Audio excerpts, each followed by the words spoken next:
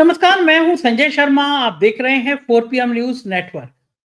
अभय दुबे जी के संग रोज शो करता हूं। आज के शो पूरा पूरा मायावती पर केंद्रित है। मायावती एक ऐसा नाम जिससे भारतीय जनता पार्टी, कांग्रेस, समाजवादी पार्टी सब डरती थी एक टाइम में। मैंने पहले भी एक दो बार कहा, मैं अभी तक मुझे याद है जनसत्ता में एक आर्टिकल छपा था कि वो काशीराम जिनके बारे अटल बिहारी वाजपेयी और नरसिंह राव कांपते हैं, वो पता नहीं क्यों मायावती से इतना डर गए हैं। और वो मायावती का जादू, मायावती का तेवर, लोगों को लगता था कि राजनीति की एक ऐसी अनमोल पहेली है, अबूझ पहेली है मायावती, जो कुछ भी कर सकती है। और था भी ऐसा। अपने दम पे भीड़ हजारों लाखों लोग जुटा देती थी। लेकिन अब मायावती बदल गई। लोग तरह तरह के कयास लगाते हैं कि क्या अमित शाह ने कोई फाइल रख ली है, क्या आय से अधिक संपत्ति का मामला है, या कुछ और खेल है जो मायावती को उलझा रहा है। उत्तर प्रदेश का चुनाव लगभग 1.5 साल, 2 साल है, लेकिन 6 महीने पहले चुनाव की तैयारी शुरू होती है। मायावती का रोल क्या रहने वाला है? क्या वो भारतीय जनता पार्टी के संग बैटिंग कर सकती हैं, अखिलेश यादव के साथ जा सकती हैं, या कांग्रेस अखिलेश यादव और मायावती का एक गठबंधन बन सकता है? हमने आज इस शो में ये तमाम बातें समझने की कोशिश की है। अच्छी बातचीत है, मुझको यकीन है अगर पूरी बातचीत सुनेंगे तो आपको मायावती की राजनीति के कई सारे पहलू समझ में आएंगे। चैनल को ज्वाइन कीजिएगा, सब्सक्राइब करिएगा। चलते हैं अभय दुबे जी के पास। 4 PM न्यूज नेटवर्क में स्वागत है अभय दुबे जी आपका। मायावती जी का एक बयान वायरल हो रहा है, खास तौर से मुस्लिम भाइयों से वो अपील कर रही हैं कि मैं जिंदगी में कुछ भी हो जाए लेकिन भारतीय जनता पार्टी के साथ नहीं जाऊंगी, कितना भी दबाव हो मुझ पर। तो लोग चर्चा कर रहे हैं कि क्या ये बात सही है कि मायावती पे दबाव डाला जा रहा है। अभी होली वाले दिन मैंने मायावती के सुरक्षा अधिकारी रहे पदम सिंह, सालों तक मायावती की तरह साय की तरह साथ रहते थे। और एक उनका फोटो भी वायरल हुआ था कि मायावती के सैंडल वो साफ कर रहे हैं। बड़ा कंट्रोवर्सी हुई थी कि सीओ रैंक का अफसर मायावती के सैंडल साफ कर रहा है। लेकिन मैंने अपनी आंखों से देखा, उस समय में डीजीपी हो, चीफ सेक्रेटरी हो, बड़े बड़े मिनिस्टर हो, वो पदम सिंह के आगे पीछे घूमा करते थे कि पदम सिंह के सानिध्य मिल जाए किसी तरह से, क्योंकि मायावती के सबसे करीबी लोगों में से थे। मेरे ऑफिस में आए थे पॉडकास्ट में, उन्होंने बड़े जबरदस्त खुलासे किए और कहा कि किस तरह पैसा और अहंकार इस पार्टी को ले डूबा। सतीश मिश्रा पे बड़े गंभीर गंभीर आरोप लगाए और ये कहा कि पूरा जो मायावती का हाल हुआ इसके पीछे सतीश मिश्रा है। वो बहुत ज्यादा कंट्रोवर्सी में आ गया पॉडकास्ट। उदित राज समेत तमाम लोगों ने उसको रीट्वीट किया कि मायावती के बारे में उनके सुरक्षा सलाहकार, सुरक्षा अधिकारी रहे पदम सिंह ने बहुत खुलासे किए हैं। वो बड़ा कंट्रोवर्शियल पॉडकास्ट हो गया। मेरे को भी तमाम जगह से फोन आए कि इसको डिलीट कर दीजिए, हटा दीजिए, लेकिन मैं कहा मेरे यहाँ जो चीज आ जाती है वो हटती नहीं है, जो चीज आ गई सो आ गई। लेकिन मैं जानना चाहता हूँ कि मायावती इस समय राजनीति के फिर चर्चा में है, 2 साल के बाद उत्तर प्रदेश में, बल्कि मैं तो 1.5 साल कहूंगा क्योंकि 6 महीने पहले चुनाव मोड में आ जाता है। मायावती का रुख उत्तर प्रदेश का चुनाव में काफी अहम रोल अदा कर देगा। दलित वोट अगर वो जिस तरह से अभी सुप्तावस्था में है, केवल बयानबाजी कर रही हैं, कभी भाई को निकाल रही हैं, भतीजे को जिसको सब कुछ कमान दे दी थी उसको निकाल रही हैं, उस पर आरोप लगा रही हैं, ये किसी भी राजनेता के अस्थिर होने की निशानी है। कोई परिपक्व नेता ऐसा नहीं करता कि भतीजे को जिसको उत्तराधिकारी माना जा रहा था उसको निकाल दे, हटा दे, उस पर आरोप लगाए। तो लोगों ने कहा या तो मायावती कुछ मानसिक रूप से परेशान हो गई हैं या कोई बहुत बड़ा डर है उनके पीछे, कुछ समझ नहीं पा रही। लेकिन उत्तर प्रदेश का दलित वोट एक बहुत बड़ा फैक्टर बनेगा भारतीय जनता पार्टी और समाजवादी पार्टी दोनों के लिए। आपको क्या लगता है कि बहुजन समाज पार्टी और मायावती का भविष्य क्या होगा? क्या एक ताकत बनी रहेगी और बिखरेगी तो फिर ये इसका क्या होगा? और खास तौर से मायावती का ये हाल हुआ है तो क्या हुआ है, क्यों हुआ है? ये मैं आपसे आज जानना चाहता देखिए, मायावती के नेतृत्व में बहुजन समाज पार्टी अगर बिखरेगी तो ये उत्तर प्रदेश की राजनीति में ही नहीं, देश की राजनीति की एक बहुत बड़ी दुर्घटना होगी। और इस दुर्घटना के बाद में कभी भी दलित राजनीति जो है ना, वो पुराने पुराने रास्ते पर चलती हुई नहीं रह जाएगी। दलित राजनीति को एक नया रास्ता ढूंढना पड़ेगा। वो रास्ता किधर जाएगा? क्या वो रास्ता भारतीय जनता पार्टी की तरफ जाएगा या वो रास्ता कांग्रेस की तरफ जाएगा? केवल दो ही है रास्ते दलितों के पास में। देखिए, एक नई या फिर तीसरा रास्ता ये है कि क्या कोई नई दलित पार्टी उभरेगी, कोई नया दलित नेता उभरेगा। ये तीन रास्ते हैं।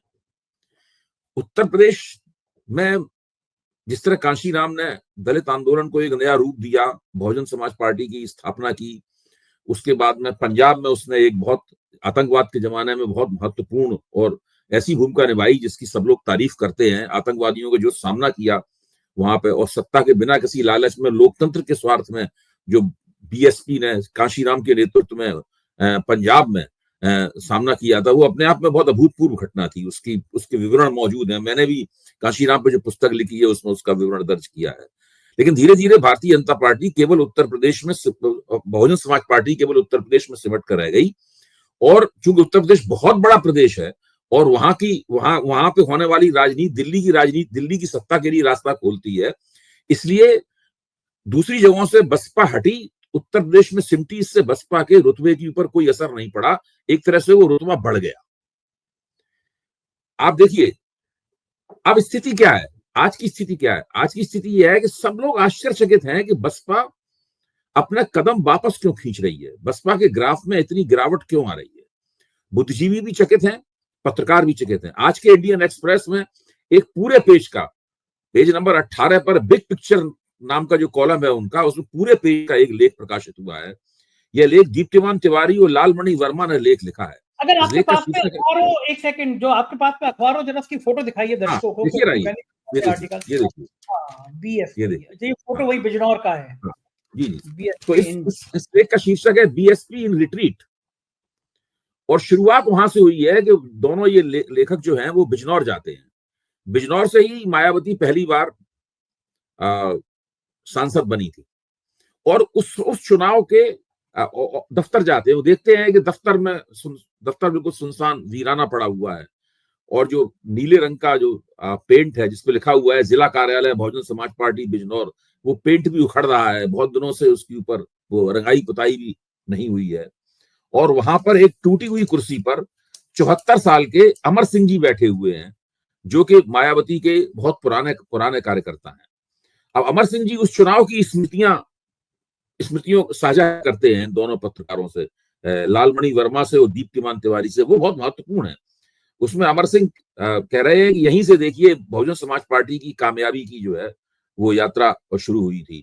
बहन जी उसमें दिन रात परिश्रम करके काम करती थी उस चुनाव में, हर दरवाजे जाती थी। ऐसा कोई गांव नहीं है इस निर्वाचन क्षेत्र का जहां बहन जी ने रात में जो है ना वो रात में सोई ना हो, दिन भर काम करके। और उन्होंने एक पब्लिक मीटिंग में कहा था, पंडित की बेटी इंदिरा गांधी प्रधानमंत्री बन गई, अब एक चमार की बेटी बनेगी। ये खुद मायावती के शब्द हैं, जो कि इटैलिक में, इन्वर्टेड कॉमास में इसमें प्रकाशित हुए हैं। और इसी चुनाव में मायावती ने नारा दिया था, चमारिन हूं तुम्हारी हूं, चमारिन हूं तुम्हारी हूं। अच्छा, अब दूसरा उन्होंने एक बहुत दिलचस्प तथ्य दिया, ये भी ध्यान करने की बात है। उन्होंने कहा है कि एक जमाना था जबकि बिजनौर में बहुजन समाज पार्टी के पास केवल 5 कार्यकर्ता थे, केवल 5 कार्यकर्ता थे, और मायावती के पास चुनाव लड़ने के लिए केवल 80,000 रुपए थे। और जब चुनाव खत्म हुआ तो 80,000 में 5,000 रुपए बच गए, वो खर्च नहीं हुए। यानी पूरा चुनाव 75,000 रुपए में लड़ लिया गया और चुनाव जीत भी गई मायावती। आप उस जमाने की बात आप सोचिए, ये 1989 की बात है, 1989 की बात है, और वो चुनाव जीत भी गई।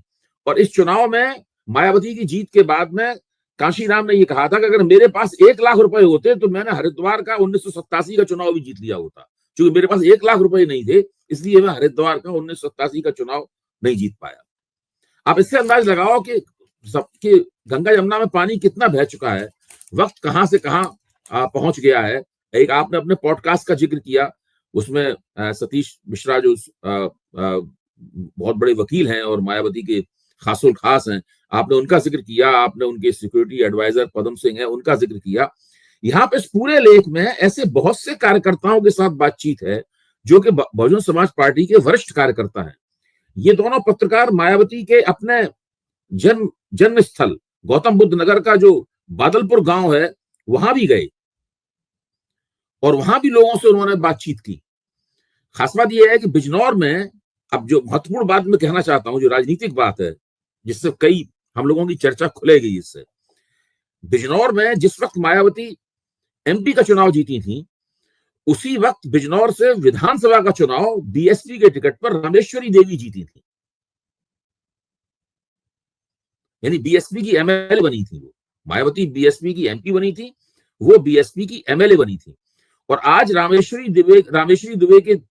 देवी के दफ्तर में जो चित्र लगे हुए हैं, उन चित्रों के बारे में बताना चाहता हूं। इसमें एक चित्र है ज्योतिबा फुले का, एक है छत्रपति शाहू जी महाराज का, एक है डॉक्टर भीमराव अंबेडकर का, दूसरा है और फिर है कांशीराम का चित्र। और इन्हीं के बगल में मायावती का चित्र लगा था, जो उन्होंने उतार दिया है। उसकी जगह चंद्रशेखर आजाद समाज पार्टी के नेता चंद्रशेखर आजाद का चित्र लगा हुआ है। अब इस लेख में ऐसे बहुत सारे कार्यकर्ताओं का जिक्र है जो बहुजन समाज पार्टी छोड़कर आजाद समाज पार्टी में चले गए।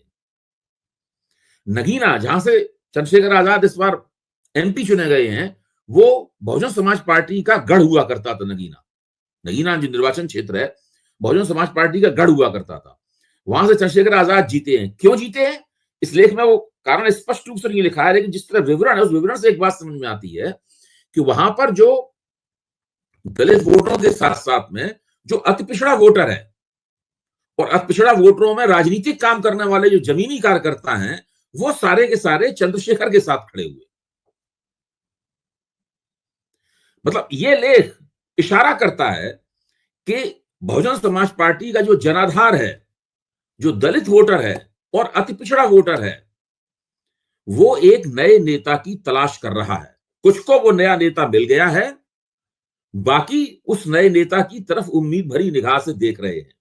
अभी हाल ही में, अभी बहुत समय नहीं हुआ, हफ्ता 10 दिन हुआ है, एक किताब प्रकाशित हुई है। देखिए, मैं इस किताब का आपको आवरण प्रश्न दिखाता हूं।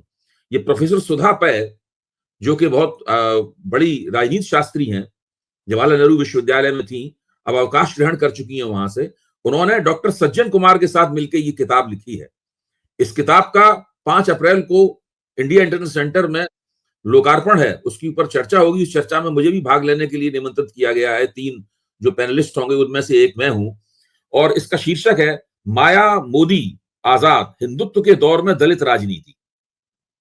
किताब मूलतः अंग्रेजी में लिखी गई थी, इसका हिंदी में अनुवाद रमाशंकर सिंह ने किया है। तो मैं ये बता रहा हूं कि ये चीज सबकी चर्चा का विषय। ये किताब कहां से शुरू होती है? ये किताब शुरू वहां से होती है जब मायावती ने 2007 में अपने दम पर उत्तर प्रदेश में 30.43% वोट प्राप्त किए और 206 सीटें प्राप्त की थी। 2012 में उनके वोट 4% घट गए, 26% वोट मिले और सीटें घट के 80 रह गईं। और समाजवादी पार्टी ने अपने दम पर वहां पर बहुमत प्राप्त किया जब अखिलेश मुख्यमंत्री बने थे पहली बार। तो 2012 में जब मायावती की पराजय होती है, ये लेख में अंकित मायावती के तमाम कार्यकर्ता कहते हैं कि उसी के बाद से लगातार बहन जी ने जनता से संपर्क करना बहुत कम कर दिया, ना के बराबर। वो जनता से दूर होती चली गई और धीरे धीरे करके हालत ये हो गई कि वो अपनी जगह पर रहती हैं, जनता के बीच कभी जाती नहीं है, सिवा रैली वगैरह कर देने के अलावा। और कुछ खास तरह के लोगों से घिरी रहती हैं। दूसरी बात यहां पे, अच्छा ध्यान कीजिए, 2012 में ऐसा कोई दबाव नहीं था राष्ट्रीय स्वयंसेवक संघ का, भारतीय जनता पार्टी का, जिससे मायावती दब जाती और डर जाती। उनके खिलाफ कोई मुकदमा नहीं दर्ज हुआ था, कुछ नहीं हुआ। इसलिए यह कहना कि मायावती के पतन का एकमात्र कारण राष्ट्रीय मोदी जी का दबाव है या भाजपा का दबाव है, ये गलत है। ये एक कारण है, ये बाद में आया हुआ कारण है। लेकिन 2012 में जब पतन शुरू हुआ है और लगातार पतन होता जा रहा है, तो पतन का जो शुरुआती दौर है, जो काफी लंबा चला, उसमें कोई भारतीय जनता पार्टी के दबाव की भूमिका नहीं है। वो मायावती का अपना किया धरा है। 5 साल सत्ता में रहने के बाद में उनके दिमाग पे, जिसे कह सकते हैं कि ऐसी एक स्थिति बन गई। अब आप पदम सिंह जी बताते हैं कि किस तरीके से उनके ऊपर जादू टोना किया गया या उन्हें बर्फी खिला दी गई वगैरह, वो एक अलग बात है। मैं उसमें कोई टिप्पणी नहीं करूंगा, क्योंकि मैं समझता हूं कि ये राजनीतिक समीक्षा के क्षेत्र की बाहर की बात है, इसमें कोई कुछ कर भी नहीं सकता। अगर कोई जादू टोना कहीं हो रहा है तो उसमें मैं क्या कर सकता हूं, और किसी के ऊपर उसका असर है, हम और आप दोनों कुछ भी नहीं कर सकते। लेकिन देखने की बात यह है, इसके बाद उनके कार्यकर्ताओं ने बताया है कि मायावती ने टिकट बेचना शुरू कर दिए। तो उससे हुआ ये कि जैसे कि एक क्षेत्र में बड़ी मेहनत की स्थानीय कार्यकर्ताओं ने, जब चुनाव पास में आया, जिसके पास बड़ा झोला भर के रुपए हैं इसके पास, वो आया मायावती के पास और उसे टिकट दे दिया गया। एक तो इस चीज से मायावती की साख बहुत ज्यादा गिरी। कार्यकर्ताओं के बीच में। अब स्थिति यह है कि कई गांवों वगैरह में ये दोनों पत्रकार जाके पूछते हैं तो लोग कहते हैं कि भाई हम भाजपा को वोट देने के बारे में सोच रहे हैं हम। अच्छा, साथ में इस लेख में एक और बात निकल के आती है, वो ये बात निकल के आती है कि मायावती की व्यक्तिगत प्रतिष्ठा अभी भी दलित समाज में काफी है। लोग उम्मीद कर रहे हैं कि ये बंदी बाहर निकले, हमारी तरफ अपना हाथ बढ़ाए। जो हाथ इसने खींच लिया है 5 साल सत्ता में रहने के बाद में, जो हाथ खींच लिया है वो हाथ फिर हम हमारी तरफ बढ़ाए तो हम उसका हाथ फिर थाम सकते हैं। लेकिन मायावती वो हाथ बढ़ाने के लिए तैयार ही नहीं है, वो कुछ भी कर ही नहीं रही है, वो वहां पर सीधी बैठी हुई है। अब नई बात यह है कि सब लोग ये भी कह रहे हैं, जो भाजपा के प्रचारक हैं, जब वो जाते हैं जनता के पास में तो उनके जनाधार में लोग उनसे पूछते हैं कि भाई मायावती बीजेपी की आलोचना क्यों नहीं करती, वो तमाम मुद्दों पर चुप क्यों हैं, और हमारे पास कोई तर्क नहीं है कि हम उन्हें इस बात का जवाब दें। तो ये एक ऐसी स्थिति है कि एक नेता, दलितों की इतनी बड़ी नेता जिसने दलित, अति पिछड़े, गैर यादव पिछड़े और अति पिछड़े और मुसलमानों और कुछ कुछ थोड़े बहुत ऊंची जातियों के समर्थन से 2007 में पूर्ण बहुमत प्राप्त किया था, स्पष्ट बहुमत उत्तर प्रदेश में प्राप्त हुआ था, वो अपने शिखर पर पहुंची थी। 21 लोकसभा की सीटें उन्होंने 2 साल बाद वहां पे जीत ली थी। तो वो नेता जानबूझ के अपने पूरे आंदोलन, पूरे नेतृत्व और बहुजन समाज पार्टी की साख, अपनी साख, उसको नष्ट क्यों कर रही है? क्या मायावती, पता नहीं मायावती में जादू है कि नहीं, लेकिन वो खुद ऐसे बैठी हुई हैं जैसे अचानक कोई जादू हो जाएगा और फिर से वो सत्ता में आ जाएंगी, फिर से कुछ ऐसा घटित हो जाएगा। हम लोगों को देखना ही चाहिए कि आखिरकार मायावती 2007 में क्यों जीती थी। मायावती 2007 में जीती थी कि 2007 से पहले 3 साल तक उन्होंने मुतबातिर पूरे उत्तर प्रदेश में विभिन्न समुदायों के साथ में बहुजन समाज पार्टी की मैत्री की रैलियां और सम्मेलन किए थे। आपको याद होगा संजय जी, आप याद कीजिए उस जमाने में कहीं ब्राह्मणों के साथ बसपा के मैत्री सम्मेलन हो रहे हैं, कहीं राजपूतों के साथ हो रहे हैं, कहीं वैश्यों के साथ मैत्री सम्मेलन हो रहे हैं, कहीं मुसलमानों के साथ हो रहे हैं, कहीं कायस्तों के साथ हो रहे हैं, सबके साथ मैत्री सम्मेलन हुए थे। और उन मैत्री सम्मेलनों में ब्राह्मणों तक मायावती की पहुंच करवाने में सतीश मिश्रा की भी एक भूमिका थी। सतीश मिश्रा उसी वक्त में, उसी 3 सालों में उनके विश्वस्त बने थे। हमें यह भी नहीं भूलना चाहिए कि उस चुनाव में उत्तर प्रदेश के ब्राह्मणों में से 15-16% ब्राह्मणों ने मायावती को वोट भी दिया था। इसको बहुत बड़ी सामाजिक क्रांति का दर्जा दिया गया। कहा गया था, सामाजिक क्रांति की बात की गई थी कि भाई एक दलित के नेतृत्व में ब्राह्मण ऊंची जातियां आने के लिए तैयार हैं, जब इससे पहले कोई इसके बारे में सोचता भी नहीं था। लेकिन उसके बाद सब कुछ बिखर गया। जब सब कुछ बनता हुआ दिख रहा था, उसके बाद अचानक सब कुछ बिखर गया।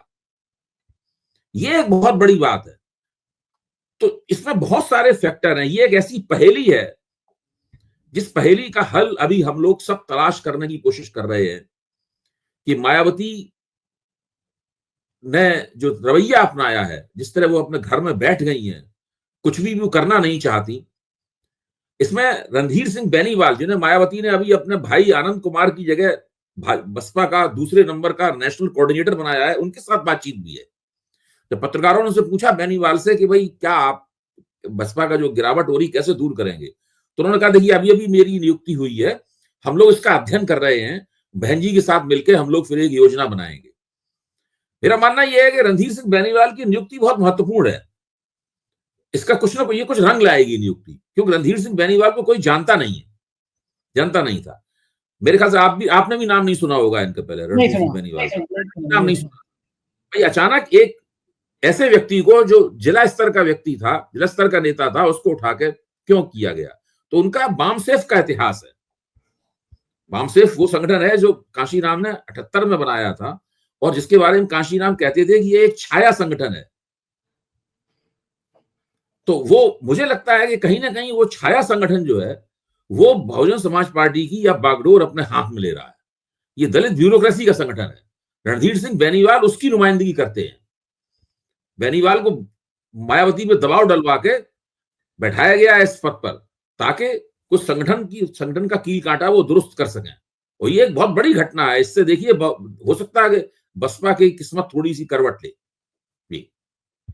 क्या लगता है आपको कि अगर मायावती फिर से एक्टिव हो जाती है तो नुकसान किसको होगा? मतलब ये मायावती का संगठन फिर मजबूत हो जाता है दलित वोट फिर से पहले की तरह मायावती के साथ जुड़ जाता है, तो इस बसपा की ताकत में आने का नुकसान उत्तर प्रदेश के चुनाव में मैं खास नहीं, तौर उससे से क्या होगा कि उससे ये होगा कि उत्तर प्रदेश में जो चुनावी लड़ाई है वो त्रिकोणात्मक हो जाएगी। अभी त्रिकोणात्मक नुकसान रह नहीं गई है चुनावी लड़ाई। तो नुकसान किसका होगा, भाई सपा का या भाजपा का? नहीं नहीं, दोनों तरफ होगा नुकसान। ज्यादा किसका देखिए होगा?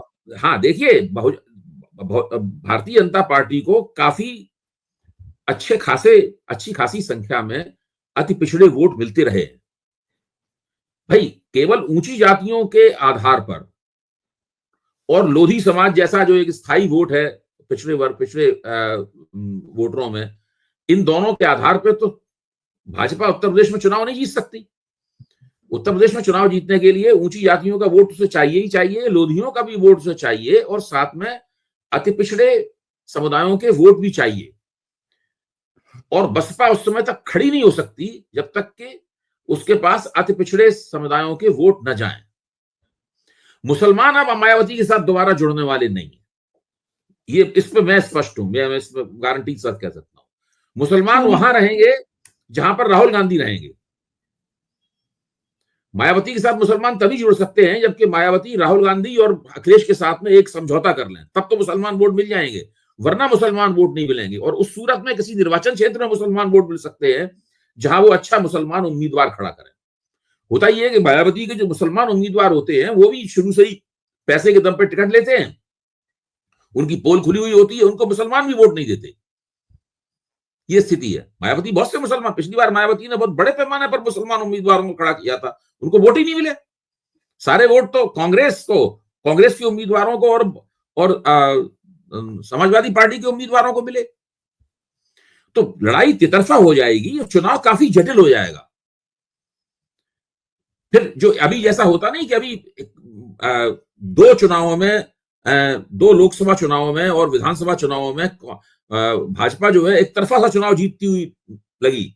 ये लगा कि 45 से 50% की हिंदू एकता हो गई है। अब वो बहुत मुश्किल है। अब उसमें बहुत सारी चीजें निकल के आ रही है, जैसे यूपीएससी जो उत्तर प्रदेश में जो आपके एसडीएम वगैरह चुने जाते हैं, हाँ, उनका जो अभी चुनाव हुआ है, उस चुनाव पर विवाद चल रहा है कि भाई इसमें किस जाति को कितने लोग पास हुए हैं। अभी उसमें दिखाई पड़ रहा है कि पिछड़ों को महत्व नहीं प्राप्त हुआ, कुछ ऐसी तिकड़म की गई है, इससे पिछड़े नहीं पास कर पाए उस इम्तिहान को। उसके बाद में पुलिस में भर्ती का सवाल है, वो भी चल रहा है। तो ये सारी चीजें जो है वो समाजवादी पार्टी की मदद कर रही हैं। इस वक्त पूरा माहौल इस तरह का बन रहा है कि वो विधानसभा चुनाव में समाजवादी पार्टी की तरफ झुका हुआ दिखाई पड़ेगा पूरा। अच्छा, अखिलेश यादव को मायावती के संग मिलने का नुकसान हुआ, ये तो बिल्कुल साफ साफ दिख रहा है कि उनकी 10 सीटें आ गई, अखिलेश 5 पे आ गए। दूसरा ये भी लग रहा है सबको कि मायावती इस समय बहुजन समाज पार्टी एकदम खत्म है, हाशिए पे है।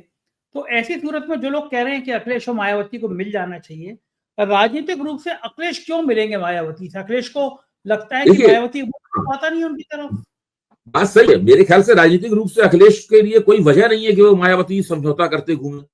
कांग्रेस के लिए भी कोई वजह नहीं है कि वो मायावती समझौता करते हुए घूमे। मायावती को तो पहले साबित करना पड़ेगा कि उनके पर्स में कुछ वोट हैं। अभी तो मायावती के जो स्थायी जनाधार था वो भी हिल गया है अपनी जगह से। अभी उन्हें दिखाना है कि देखिए, जब मैं अभी आपको बोर्ड बताता हूं, 2024 में जो अभी विधानसभा चुनाव हुआ था, इस विधानसभा चुनाव में एक केवल एमएलए जीता, मायावती का, वो भी अपने दम पे जीता। 13% से भी कम वोट मिले उन्हें। आप ठीक कह रहे हैं, वो तो एमएलए जो हैं वो अपने दम पे ही जीतते हैं हमेशा, किसी भी पार्टी का टिकट हो अपने दम पे ही जीतते हैं। बहुत पैसे वाला है। मैं जानता हूँ, हाँ मैं जानता हूँ। अच्छा, तो ये जो स्थिति है, मायावती के वोट बहुत ज्यादा गिर गए हैं, और इतने कम वोट तभी मिल सकते हैं जबकि उनका अपना जनाधार उनके पास से खिसक गया हो। तो मायावती को तो अभी ये साबित करना है कि वो उस योग्य रह भी गई है कि उनके साथ समझौता किया जाए। बिल्कुल ठीक बात है कि अच्छा, दूसरा मैं ये समझना चाहता हूँ, ये जो आकाश को लेकर जिस तरह मायावती एग्रेसिव हुई है, क्योंकि लोगों को बड़ी उम्मीद थी, आकाश ने जिस तरह आक्रामक भाषण दिए, अमित शाह मोदी पर हमला बोला, भाजपा पे हमला बोला, तो दलित वर्ग में लगा कि एक नया उभरता हुआ नेता है ये। मायावती अपने भतीजे से इतना खफा क्यों हो गई? क्या कारण है? लोग कहते हैं कि भाई अमित शाह ने मायावती ने जिस तरीके से भाजपा विरोधी भाषण देने के आरोप में और उस जैसे कोई अपराध उन्होंने कर दिया हो, जिस तरह आकाश को पहले उत्तराधिकारी पद से हटाया, उसके बाद में फिर उन्हें नेशनल कोऑर्डिनेटर के पद से उन्हें हटाया, फिर उनके पिता को भी हटा दिया और उनके ससुर को तो पहले ही उन्होंने बाहर कर दिया था। तो ये सब जो मायावती ने किया है, इससे ही लगता है कहीं ना कहीं बहुत बुरी तरीके से डरी हुई है। क्या डर और होगा एक तो क्या डर भाई होगा? किससे डरी होगी? ऊपर से देखने में तो केवल यही नजर आता है कि इनके खिलाफ जो आमदनी से ज्यादा संपत्ति का मुकदमा है, वो जो फाइल है, उस फाइल से भारतीय जनता पार्टी ने इनको डरा रखा है, दबा रखा है। अब इस तरह के वीडियो जारी करने से कि हम किसी भी कीमत पे भारतीय जनता पार्टी के साथ मिलकर चुनाव नहीं लड़ेंगे, ये तो सब लोग जानते हैं। भारतीय जनता पार्टी भी नहीं चाहेगी कि उनके साथ ये मिलकर चुनाव लड़ें। ये क्या कह रही है? ये खुद अगर कहें कि भाजपा के साथ मिलकर चुनाव लड़ना चाहें तो भाजपा भी मना कर देगी मिलकर चुनाव लड़ने से, क्योंकि भाजपा जानती है कि जब ये बिना उनके साथ मिले हुए अलग से चुनाव लड़ेंगी तभी भाजपा को फायदा है। अच्छा, मुझे एक बात क्योंकि बताइए अजय जी। सारे दलित वोट उधर जाने से रोक देंगी। इस बार भाजपा के स्वार्थ में है कि कुछ दलित वोट इनके पास बने रहे। अबे जी, मुझे एक बात बताइए प्रैक्टिकली, वो जिस समय मायावती उफान पे थी, अगर मायावती आक्रामक रहती, मायावती बीजेपी से हमला करती रहती, तो क्या बीजेपी इस हैसियत में थी कि मायावती को एक दिन के लिए भी जेल भेज देती? और मायावती का अगर एक दिन भी नहीं, जेल चली जाती तो आप देश देखिए भर ना, 2007 में और 2012 में उत्तर प्रदेश की राजनीति एसपी बनाम बीएसपी हो गई थी। उसमें भाजपा तीसरे नंबर की पार्टी थी और काफी पीछे हो गई थी भाजपा के वोट 20% से नीचे चले गए थे। भाजपा टक्कर में भी नहीं रहती थी उस वक्त में। ये मायावती के ग्राफ में जैसे जैसे गिरावट आई है, वैसे वैसे भारतीय जनता पार्टी ने उस जगह को भरा है। और देखिए, जिस नेता के साथ में जनता होती है, वो इस बात की परवाह नहीं करता कि उसके खिलाफ कौन सा मुकदमा है और कौन सी फाइल खुली हुई है, कहाँ जेल चले जाएगा। ठीक बात है। कुछ ना कुछ और कारण है जो हम लोग शायद पहुंच ही नहीं पा रहे या पकड़ नहीं पा रहे। वो उसके बारे में पता लग जाएगा, क्योंकि अब चर्चा हो रही है। देखिए, ये चीजें छुप नहीं सकती बहुत देर तक। अभी तक तो पहली नजर में यही समझ में आता है कि वो मायावती उस फाइल की वजह से बहुत ज्यादा डरी हुई है। ठीक बात। और वो अमित शाह से पूछ के और भाजपा से पूछ के राजनीति कर रही है। ठीक बात है, बिल्कुल ठीक बात। क्योंकि मायावती का महत्व भाजपा के लिए तभी है जब कुछ मुसलमान वोट भी काटती रहे, कुछ दलित वोट भी लेती रहे, और उनका राजनीतिक महत्व उन वोटों का रहे नहीं जो बसपा को पड़ते हैं। बिल्कुल सही बात है। बहुत बहुत शुक्रिया अभय जी, आपने इतनी बातचीत की, हमें समझाया। Thank you. ये थे अभय दुबे जी। और मायावती की राजनीति, बहुजन समाज पार्टी की राजनीति, आकाश के साथ संबंध, इन तमाम मुद्दों पर मैंने बातचीत की। आपके प्यार भरे कमेंट का मुझे इंतजार है। कैसी लगी बातचीत बताइएगा जरूर। शुक्रिया। Thank you.